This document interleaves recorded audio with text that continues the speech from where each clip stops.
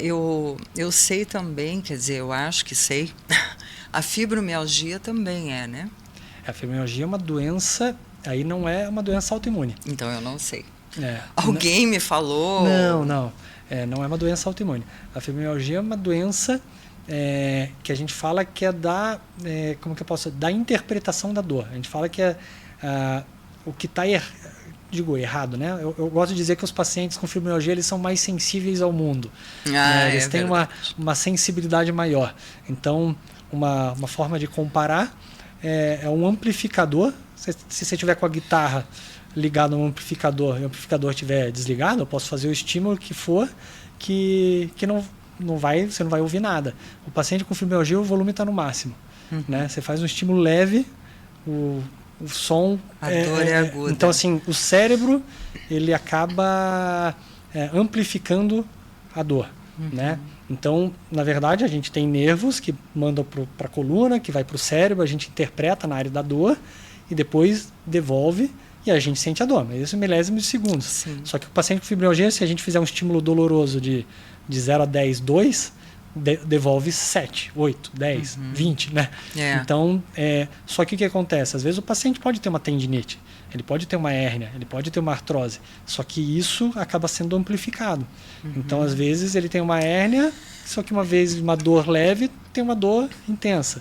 Em vez de ter uma tendinite leve, por isso que às vezes o paciente com fibromialgia, ele tem uma dor aqui, tem uma dor ali, ele vai indo... Por que a dor da fibromialgia, ela passeia do pé, daqui a pouco está no joelho, Exatamente. Tá no braço, a gente fala que a dor está migrando pelo corpo. Porque às vezes, naquele dia ele está mais tenso na região cervical, aí às vezes a dor está mais intensa ali.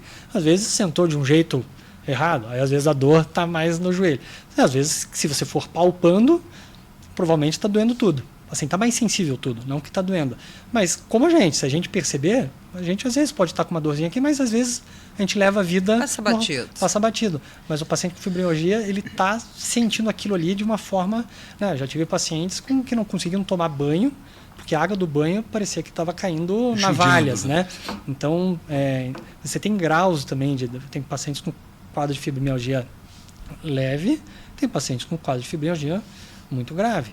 Né? Tem pacientes que não conseguem fazer nada. Essa expressão, doutor Marcelo, e a Zeiva que lamentavelmente sofre de fibromialgia, né? Eu conheço de cátedra. Se supera e quase que diariamente é um exercício de superação da dor e daquela consequência assim, sempre muito inoportuna, né? Porque ela entra na pessoa, né? Ela não avisa em que local está, ela vem do só nada. Que se manifesta, né?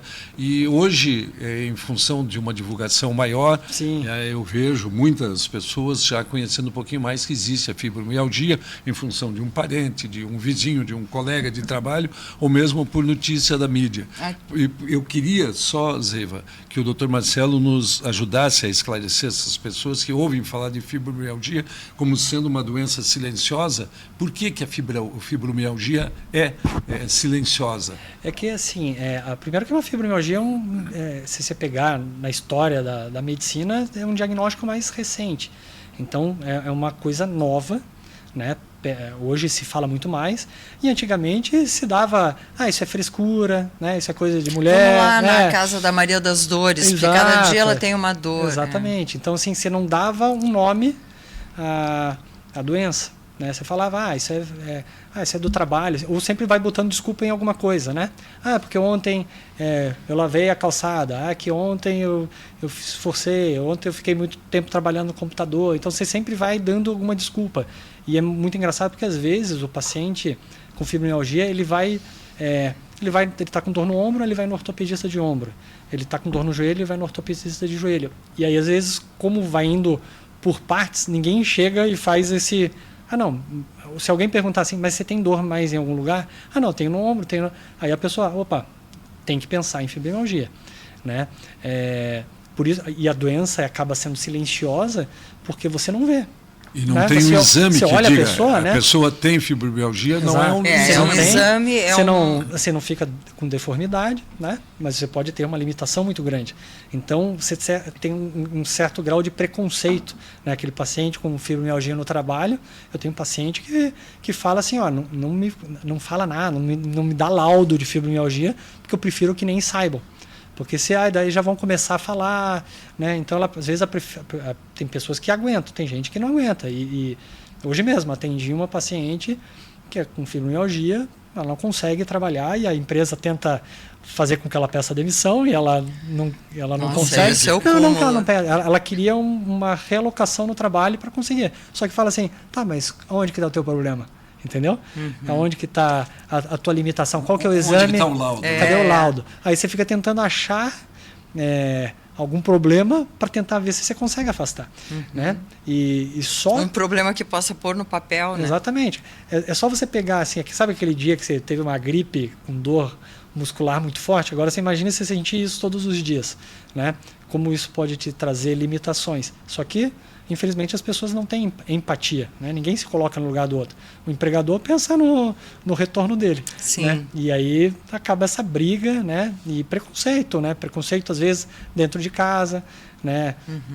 Marido que não entende, eu sempre falo, é importante vir junto, porque às vezes a pessoa não tem uma sensibilidade para entender, né? Sempre está reclamando, mas... porque às vezes um abraço dói, né? Exatamente, um abraço dói, não aperta muito forte, né? E às vezes de filhos que também não entendem, a mãe só reclama, né? Mas eu posso estar falando até uma coisa errada, mas assim, bem ou mal comparando, a fibromialgia hoje é quase que uma bola da vez em relação ao que se falava da depressão há alguns anos. Exatamente. Era proibido quase que ter depressão. Não, você não falava. Era gente tinha, frágil, coisa de psiquiatra. Não, e você achava porque pensava, não vou falar que estou com depressão porque vão achar que eu sou louca. Exato. Na própria família as pessoas contestavam. Não, e eu tenho até um caso disso que, né, quando a minha filha tinha 4 anos, eu fiquei, nesse período eu passei por uns problemas bem sérios, assim, e eu fiquei 1 ano, praticamente, com depressão e lutando, mas eu não tinha a mínima vontade de nada. Ainda bem que a mãe, as tias me apoiaram, e quando eu voltei à baila, fui buscar minha filha no colégio, e aí a mãe de uma das amiguinhas falou assim, nossa... Fazia tempo que eu não te via, daí eu falei, não, é que eu estava com depressão dela. Ai, nossa, não tenho nem tempo para ter isso. Me deu uma vontade de mandar ela... Pode pôr o pin aí. Porque eu olhei para ela e falei assim, espero que você nunca tenha tempo para ter isso. Porque é só a gente tendo para saber como é que é, né? Mas é que as pessoas, o ser humano é egoísta, não tem empatia. Julga, né? demais, falta empatia, tudo isso. Por isso que às vezes, quando a gente tem alguma doença, eu gosto de ter dor articular, porque eu falo que eu começo a me sentir no lugar dos pacientes. Né? Ano passado eu fraturei o dedo e não conseguia dobrar. Eu falei, nossa, como que é isso é um médico que quer experienciar tudo, quer até sentir a dor. Não, mas é verdade, porque você está com a mão e fala, nossa, isso aqui lembra artrite reumatoide, mas agora imagina se acordar todos os dias. Né?